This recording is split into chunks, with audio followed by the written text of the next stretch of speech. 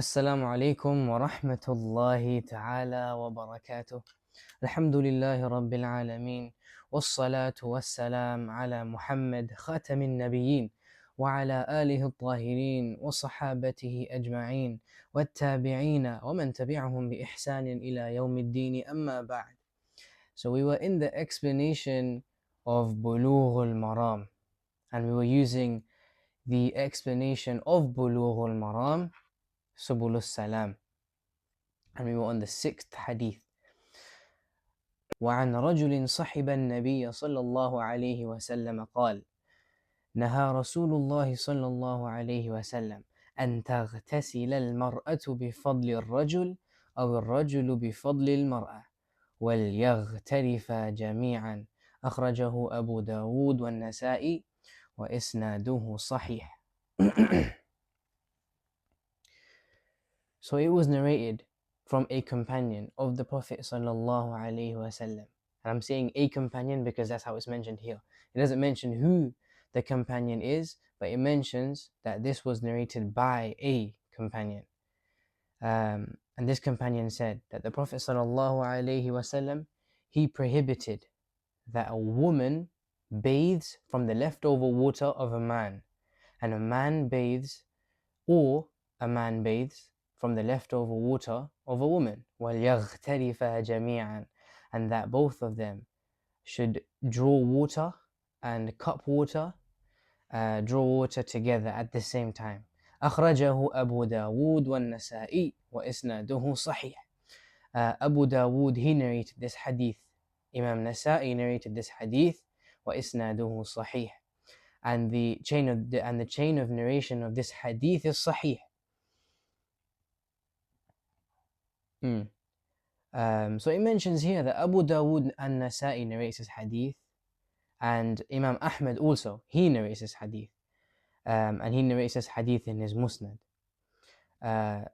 So it says here: وعن رجل صحب النبي صلى الله عليه وسلم قال: نهى رسول الله صلى الله عليه وسلم أن تغتسل المرأة بفضل الرجل. And that basically just means that the Prophet صلى الله عليه وسلم, he used to forbid, and he forbade that a woman bathes from the leftover water of a man. And actually Amir al-San'ani, he mentions here al-ma' alladhi yafdul min ghusl al-rajul, that after a man he bathes, the leftover water that's left there, a woman shouldn't use it, and vice versa. The opposite is also applicable here. أو الرجل بفضل المرأة. Now there's actually a discussion. This أو here, that in the narration it says أو الرجل بفضل المرأة, or a man using the leftover water of a woman. Now the scholars, they mention here, is this أو, is it shak, is it taraddud, meaning is the narrator saying that I don't know which one it was, it could have been this one or it could have been that one, or is this the Prophet ﷺ saying أو, which includes both scenarios? So that is a discussion that's amongst the scholars, but the most strongest opinion is that this applies to both, whether it's a man using leftover water of a woman or a woman using leftover water of a man. وَلْيَغْتَرِفَا جَمِيعًا, and they shouldn't use leftover water, but what they should do is وَلْيَغْتَرِفَا جَمِيعًا, so that they should draw water from the utensil that they are using to do ghusl. They should draw water together. So وَلْيَغْتَرِفَا مِنَ الْمَاءِ عِنْدَ اغْتِسَالِهِمَا مِنْهُ جَمِيعًا. So that's what Amir al-San'ani mentions, that when they're doing ghusl and they're using water from a bathing or a utensil that they're using, whatever, like for example a bowl or anything that they're using, that's storing the water, they should grab and use water together. And Amir al-San'ani mentions here that when Ibn Hajar, he said that وَإِسْنَادُهُ صَحِيح, then he was basically pointing, and he was like doing ishara, he was pointing to the fact that there are certain people who do have something to say about this hadith. So Amir al-San'ani, he mentions here that إشارة إلى رد قول البيهقي أو بيهقي حيث قال إنه في معنى المرسل، أو إلى قول ابن حزم حيث قال إن أحد رواته ضعيف. So he's pointing towards something here, that there has been some criticism or some scholars that had something to say about this hadith. So for example, Imam al-Bayhaqi, he mentions that because this Sahaba was not mentioned by name, that means we don't know who it is. And by us not knowing which exact Sahaba narrated this hadith, is a naw'un min al-mursal, basically. And basically this is a type of narration that's disconnected. And Ibn Hazm mentions that there's a narrator in the chain of this hadith and he's weak. So obviously, how do we explain the authentication of this hadith then? And it's perfectly said and explained by Ibn Hajar in his explanation of Bukhari, Fath al-Bari. So he actually mentions, Ibn Hajar actually mentions in his Fath al-Bari, he said, رِجَالُهُ ثِقَاتٌ وَلَمْ أَقِفْ عَلَى مَنْ أَعَلَّهُ عَلَى حُجَّةٍ قَوِيَّةٍ. And he said that the people of this chain of narration, they're all thiqat, they're all trustworthy. وَلَمْ أَقِفْ لِمَنْ أَعَلَّهُ عَلَى حُجَّةٍ قَوِيَّةٍ. And I have not found a single person who weakens this hadith and who talks about and defects this hadith على حجة قوية. They don't have any strong proofs to do so. وَدَعْوَى الْبَيْحَقِي أنه في معنى المرسل مردودة. And he's mentioning here, Ibn Hajar, he's mentioning here that the claim of Imam al-Bayhaqi, that this is a type of mursal narration, because the Sahabi isn't named by name, basically, it's rejected. That claim of Imam Bayhaqi is rejected. Why? لأن إبهام الصحابي لا يضر. And this is a very important rule when it comes to usul al-hadith, that like when a Sahabi is not named, and we don't know who the Sahabi is, but we do know that the person that is narrating this hadith is 100% a Sahabi, then whether we know who that Sahabi was does not matter, as long as we know it was a Sahabi. So he's saying here, إبهام الصحابي لا يضر. Ibn Hajar, he's saying that in his explanation of Sahih Bukhari. He's saying that when, if we don't know which Sahabi it is, but we do know it is a Sahabi, then لا يضر. It's not going to harm the narration. It's not going to harm the authenticity of the narration. And Imam Zainuddin al-Iraqi, he mentions in his Alfiyah, and he says that أما الذي أرسله الصحابي فحكمه الوصل على الصواب. That the thing or the narration that a Sahaba attributes to the Prophet, but we know that this Sahaba could not have got it from the Prophet himself. Either maybe, for example, or if Ibn Abbas, he was born 3 years before the Hijrah. Now, for example, if he narrates something that happened early on in the time of Islam, maybe perhaps even before he was born, because he was born 3 years before the Hijrah. So then, if he was to narrate something that happened during that time, even if he was born, he was a baby, he was 1 year old, and he's talking about something that happened before the Hijrah of the Prophet sallallahu alaihi wasallam.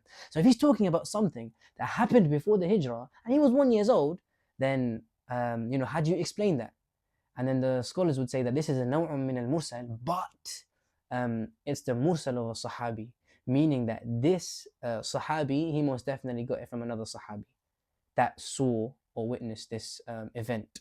So if a Sahabi misses and drops someone in the chain, it's fine, because we know he's narrating from another Sahabi, and we don't even have to know who that other Sahabi is, because we know that all Sahabis are all udul, they're all trustworthy, and we won't criticize any of them.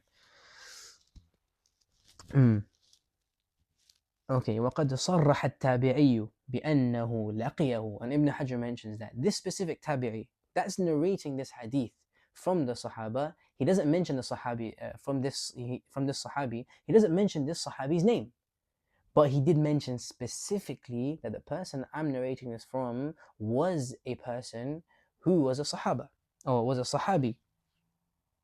ودعوى ابن حزم أن داود راويه عن حميد ابن عبد الرحمن هو ابن يزيد. So هو داود ابن يزيد الأودي وهو ضعيف.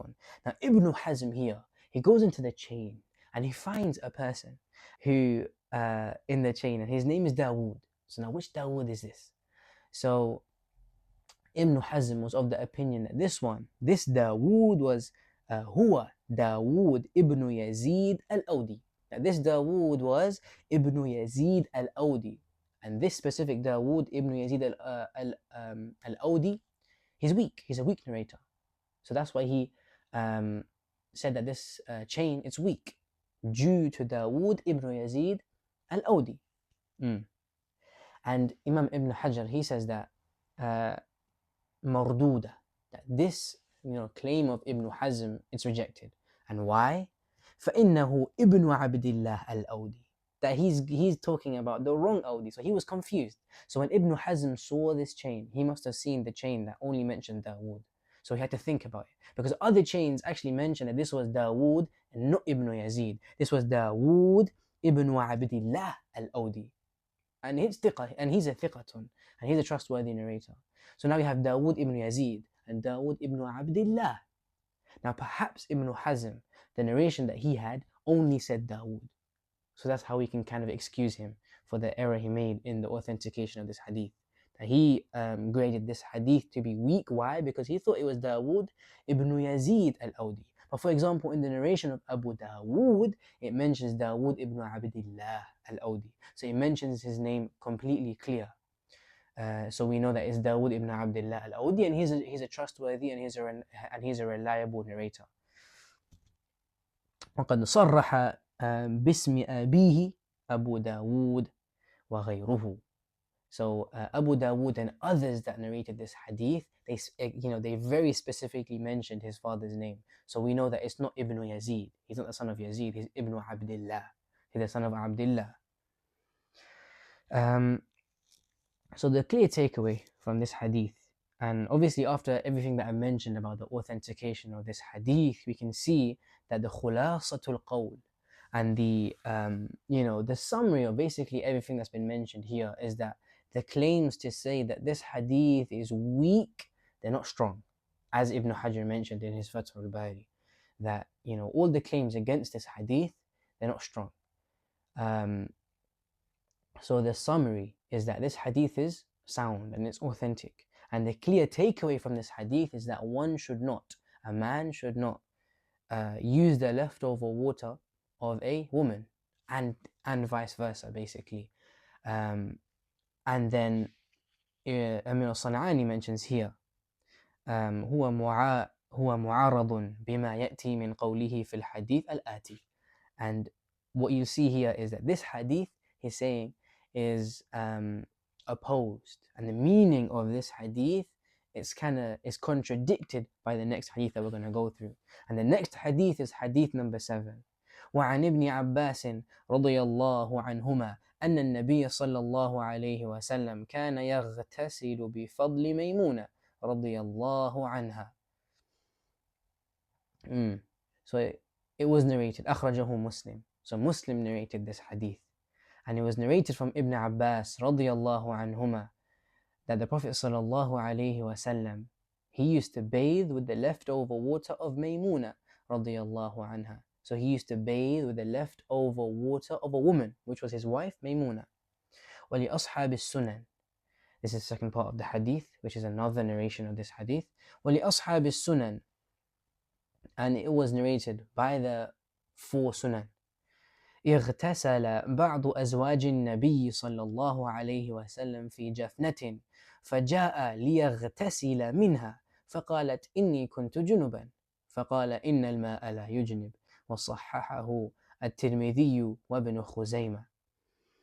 And it was narrated by the أصحاب السنن, and they were Abu Dawood, Nasa'i, Tirmidhi.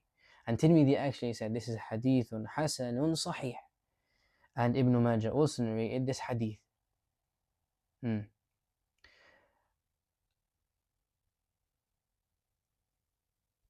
And in this hadith it mentions اغتسل بعض أزواج النبي صلى الله عليه وسلم, that a wife of the Prophet صلى الله عليه وسلم did ghusl في جفنة, in a bowl. فجاء ليغتسل منها. And then the Prophet ﷺ came so that he could also do ghusl from this utensil.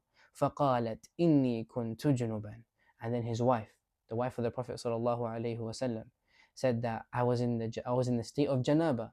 And I'm sure we all know what the state of janaba is, but to quickly just clarify that, it's when either many sperm comes out of the private part of a man, and or the equivalent for a woman, or during intercourse, or if intercourse happens. فَقَالَ إِنَّ الْمَاءَ لَا يُجْنِبُ. And replying to what the wife of the Prophet ﷺ said, he said, إِنَّ الْمَاءَ لَا يُجْنِبُ. That verily water does not make someone go into the janaba state. وصححه الترمذي, and Tirmidhi, he graded this hadith to be authentic. وابن خزيمة, and Ibn Khuzaymah also graded this hadith to be authentic.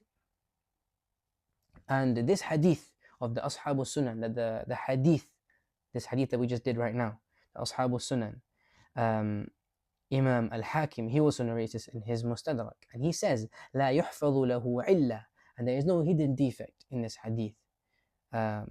وصححه, and this is a separate note, this isn't what Imam al-Hakim mentions in his Mustadrak, this is a separate note. That وصححه al-Albani في إرواء الغليل, and Imam Albani also grades this hadith to be authentic in his إرواء الغليل. So there's a few things to take from here, and it's about the narration of Imam Muslim. There seems to be some problem in the narration of Imam Muslim, and it's not a problem in terms of the authenticity, and it's not a problem in terms of, it's not, the problem isn't linked to the chain, it's more linked to the wording of the hadith. And as we mentioned in the previous episodes, that this is Sahih Muslim, and this is Sahih Bukhari, but sometimes here and there, there's a few errors in the wordings. Okay, so here it mentions عن Ibn Abbas. So we have like a quick brief biography of Ibn Abbas. And Amir al-Sana'ani, he mentions here, he said, هو حيث أطلق بحر الأمة وحبرها. And basically he mentions here that it is how, and it is, how it said, that he is بحر الأمة وحبرها. And he mentions that Ibn Abbas, he was called بحر الأمة, he was the sea of knowledge for the ummah, وحبرها, and he is the scholar of this ummah. Abdullah ibn Abbas, ولد قبل الهجرة بثلاث سنين, and he was born before the hijrah to Medina, 3 years before it. وشهرة إمامته في العلم ببركات الدعوة النبوية بالحكمة والفقه في الدين والتأويل. And like the fame that he had, and the fame of him being an imam in terms of knowledge, was due to the barakah of the dua of the Prophet sallallahu alaihi wasallam. The dua that the Prophet sallallahu alaihi wasallam made for Ibn Abbas, it was due to that he gained so much fame in terms of him being a knowledgeable imam. غني عن التعريف, that he does not need a biography to be mentioned right now, because everyone knows him. There isn't a single person that doesn't know him. He's غني عن التعريف. If you mention his name, everyone knows who that is. غني عن التعريف. كانت وفاته بالطائف سنة 68 بعد أن كف بصره. And it's mentioned here that he passed away in Ta'if in the year 68 Hijriya, بعد أن كف بصره, after his eyesight went, so he became blind during the final years of his life. أن النبي صلى الله عليه وسلم كان يغتسل بفضل ميمونة, أخرجه مسلم. Now we're going to talk about what the problem might be in terms of the wording of Muslim here. So he says here, من رواية عمرو ibn دينار بلفظ أكبر علمي والذي يخطر على بالي أن أبا الشعثاء أخبرني.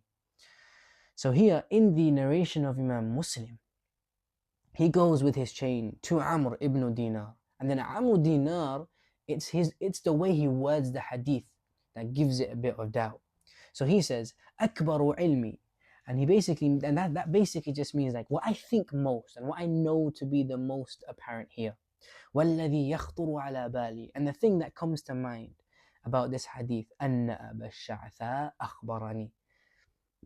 And the thing that comes to mind here is that I believe Abu Sha'tha narrated to me this hadith. وَأَعَلَّهُ قَوْمٌ بِهَذَا التَّرَدُّدِ. And it's for this exact reason, and the wording of Amr ibn Dinar here, because there seems to be a bit of doubt from him, that he heard this from Abu Sha'tha. So that's why he said, وَالَّذِي يَخْطُرُ عَلَى بَالِي, that, what comes to mind about this hadith, or what occurs in my mind is that I believe it was Abu Sha'tha that narrated this hadith to me. So وَأَعَلَّهُ قَوْمٌ بِهَذَا التَّرَدُّدِ. And it's for this reason, and the wording that Amr ibn Dinar brought here, that a group of scholars actually defected the wording of this hadith. ولكنه قد ثبت عند الشيخين بلفظ إن النبي صلى الله عليه وسلم وميمونة كانا يغتسلان من إناء واحد.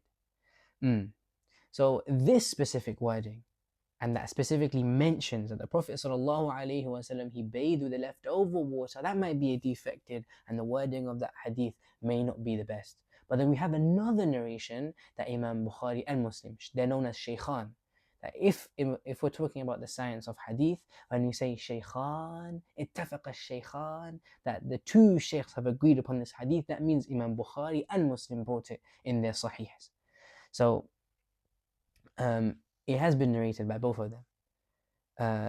إن النبي صلى الله عليه وسلم, that the Prophet صلى الله عليه وسلم and Maymuna كانا يغتسلان من إناء واحد, that they used to bathe from the same utensil.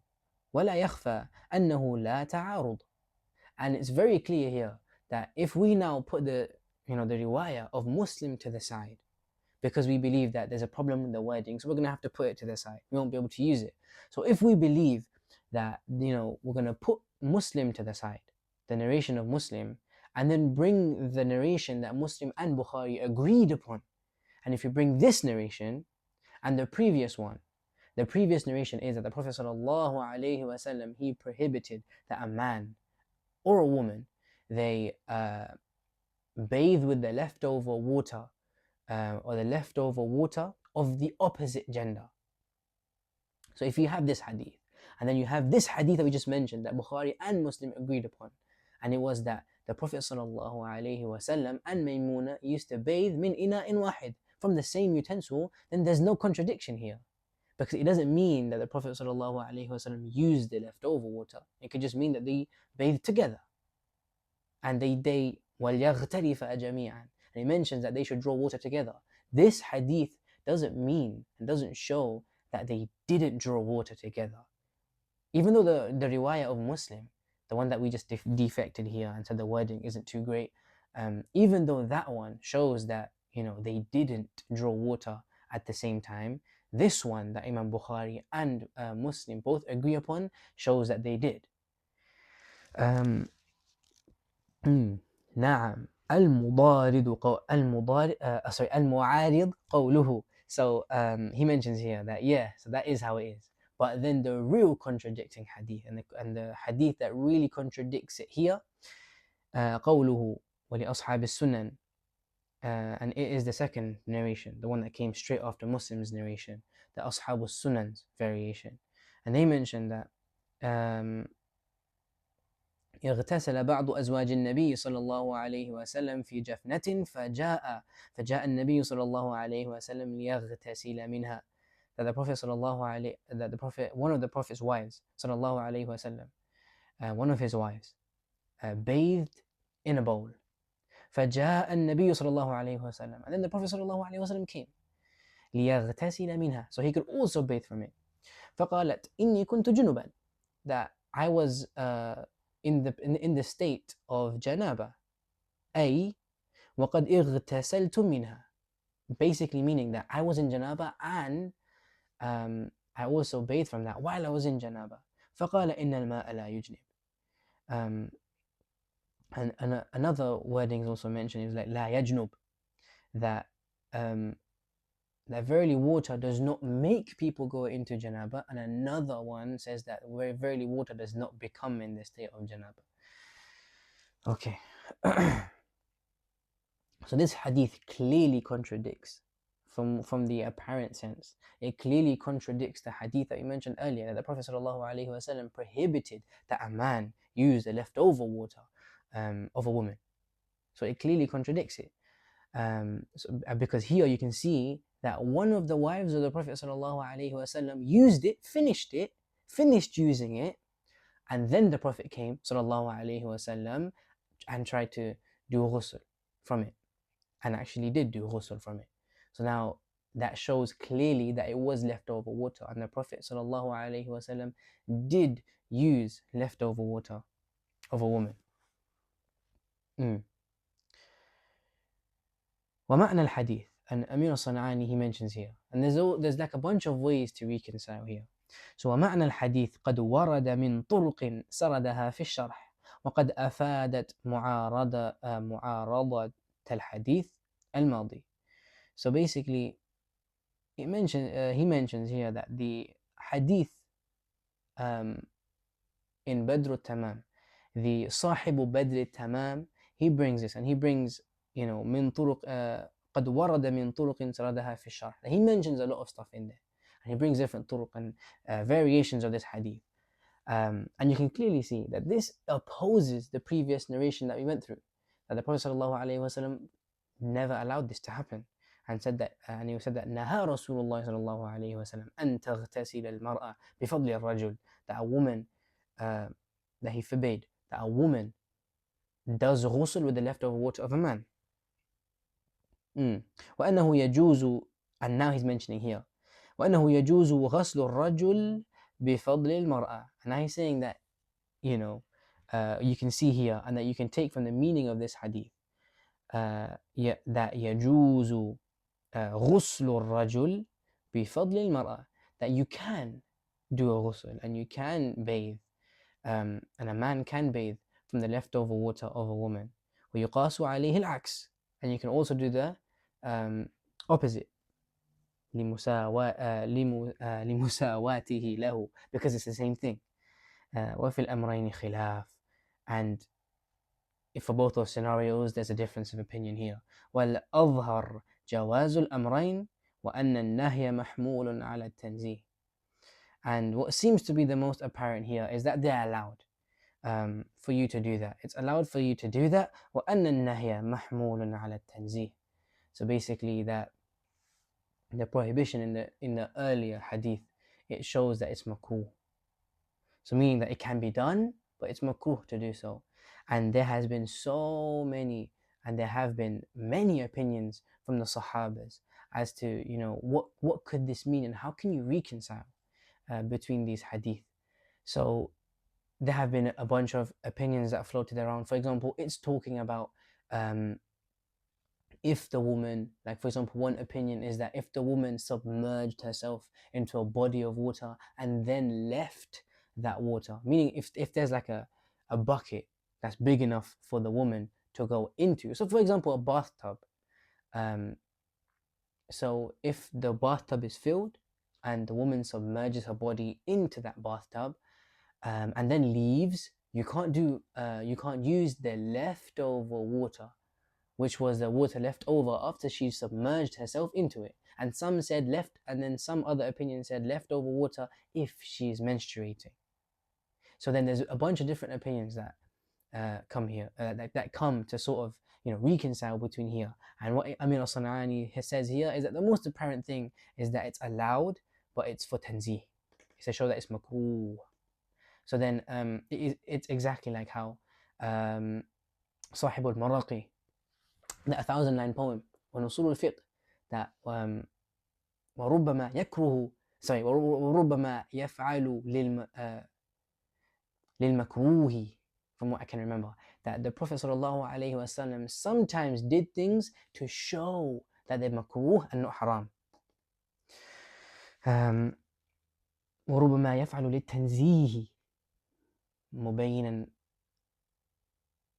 أنه للمكروه, or along those lines, that the Prophet ﷺ sometimes he did things, and that was to show that this specific action was actually makruh and not haram.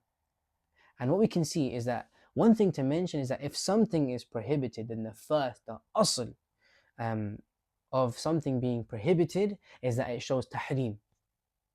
And obviously there's like a difference of opinion. So for example, the Shafi'is, the Hanbalis and the Malikis, they have a way of doing this, and the Hanafis have another way of doing this. So, for example, when can you call something haram?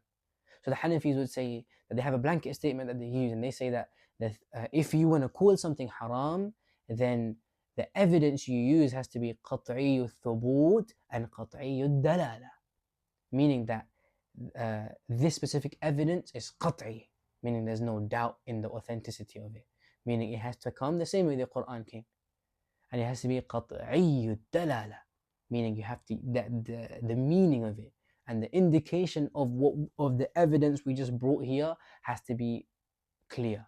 There can't be any secondary interpretations for it.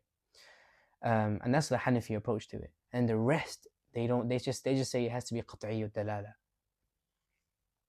even if it's ظني الثبوت, meaning even if it's in a hadith, and might not be, came, and it might not have come to us the same way, and the same way with mass transmission, the same way the Quran came to us, even if it didn't, even if it's ظني الثبوت, the Jamhur say, Jamhur al-Ulama. When I say Jamhur al-Ulama, I just mean the three madhabs.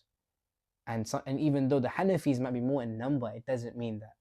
And it doesn't mean that I'm going to refer to them as the Jamhur. What I mean by Jamhur is most of the other madhabs, meaning the Shafi'is, the Hanbalis, and the Malikis. They say even if it's a dhanni thubut, but it's qat'i dalala, then we can still say it's for tahrim.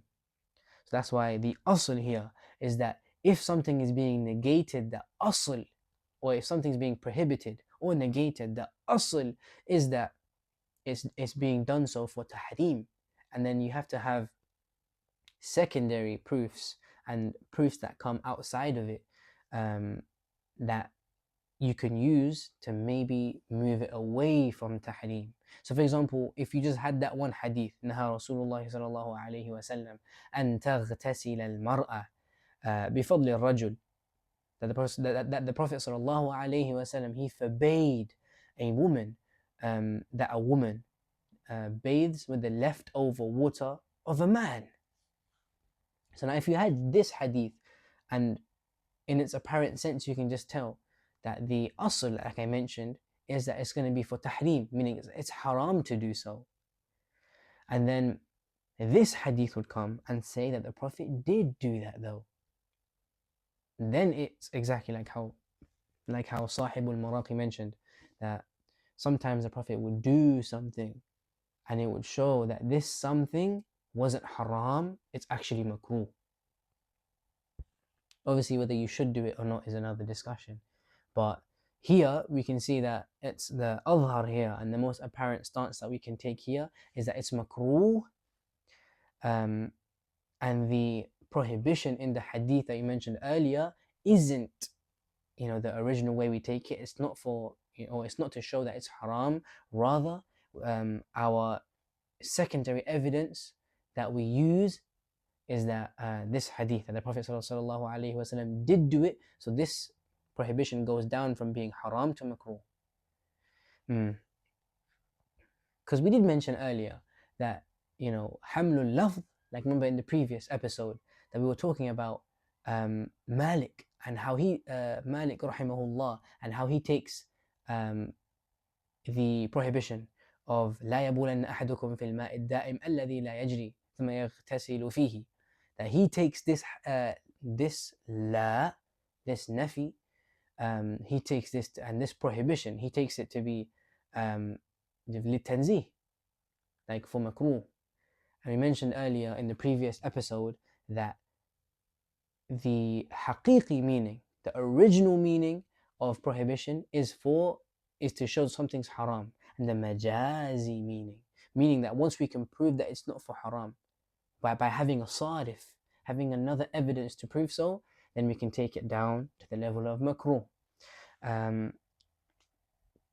So the hadith, putting them together and reconciling between all of them, we can say that for a man or a woman to bathe with the leftover water of the opposite gender, it's makruh and it's not haram. And that's how we reconcile here. So we're acting on both. We're acting on both hadith. Anything I mentioned in this episode that's incorrect, or that was a shortcoming, was from myself and shaitan, and Allah and His Messenger sallallahu alayhi wa sallam are both free from it. Subhanak Allahumma wa bihamdik, ashhadu an la ilaha illa ant, astaghfiruka wa atubu ilayk.